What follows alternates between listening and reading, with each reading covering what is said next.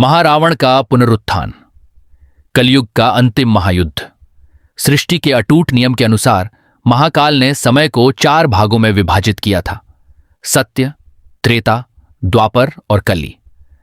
हर युग में अधर्म का विनाश करने के लिए आसुरी शक्तियां प्रचंड प्रभाव के साथ प्रकट हुई हैं। सत्य युग में हिरण्याक्ष हिरण्यकशिपु से लेकर द्वापर में कंस जरासंध तक हर आसुरी शक्ति का पतन ईश्वर के हाथों हुआ।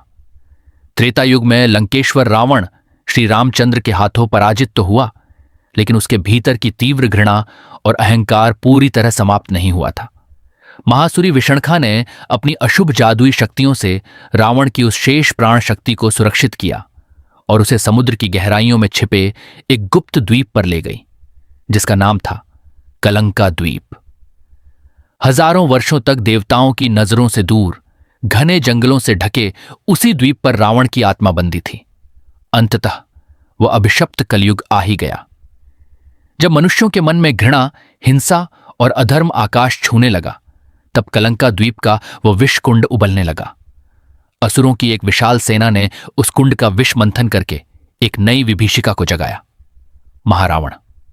त्रेतायुग का रावण दशानन था, लेकिन कलयुग का यह महारावण अनंत पापों का आधार था। विषणखा के मायाजाल से घिरा यह द्वीप एक अभेद्य दुर्ग बन गया, जहां महारावण की पाप महाशक्ति दिन ब दिन अजेय होती गई। इस भयानक उत्थान को देख जब स्वर्ग और मृत्युलोक थर थर कांपने लगे, तब हिमालय के पवित्र शिखर पर सप्तर्षि एकत्रित हुए। उन्हें आभास हुआ कि इस संकट से सृष्टि को केवल एक अदम्य साहसी पुण्यात्मा ही बचा सकती है। आर्षियों के आह्वान पर इस युग के महावीर लिटिल सिंघम प्रकट हुए।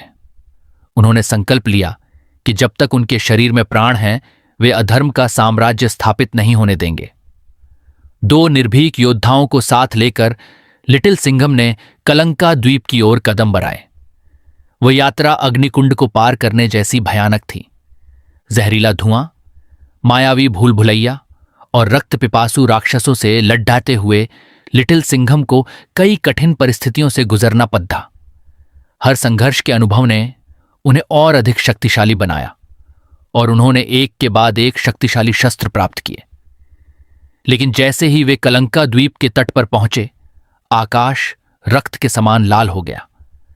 महारावण के पूर्ण शक्ति के साथ जागते ही प्रकृति की विनाश लीला शुरू हो गई। प्राणी त्राही त्राही कर उठे, पेड़ पौधे सूख कर कोयला बन गए। लिटिल सिंघम ने अपने समस्त शस्त्रों से प्रहार किया, लेकिन महारावण के पाप जाल के सामने सब विफल होने लगा। युद्ध के एक पड़ाव पर महारावण के एक प्रचंड प्रहार से लिटिल सिंघम पराजित होकर भूमि पर गिर पड़े। जब पूरी दुनिया ने आशा की किरण खो दी, ठीक तभी एक अलौकिक घटना घटी।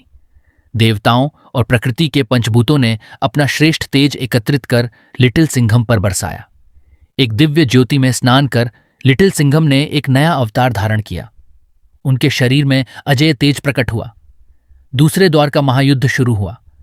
अब महारावण का कोई भी मायावी शस्त्र लिटिल सिंघम को खरोंच तक नहीं पहुंचा सका।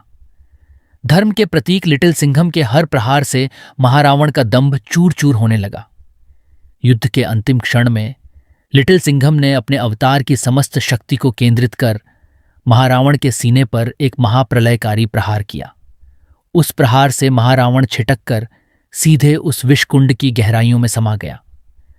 सप्तर्षियों के मंत्रों और लिटिल सिंघम की वीरता से उस कुंड का मुख हमेशा के लिए सील कर दिया गया। पृथ्वी पर शांति तो स्थापित हुई, लेकिन महाकाल ने एक अंतिम चेतावनी दी। कलयुग के अधूरे चक्र में यह लड़ाई अभी खत्म नहीं हुई है। जब अधर्म फिर से चरम पर होगा, महारावण महाकाल की एक विनाशकारी शक्ति के रूप में 1000 गुना अधिक शक्ति के साथ लौटने का प्रयास करेगा। इसलिए धर्म के रक्षकों को सदैव सतर्क प्रहरी बनकर रहना होगा।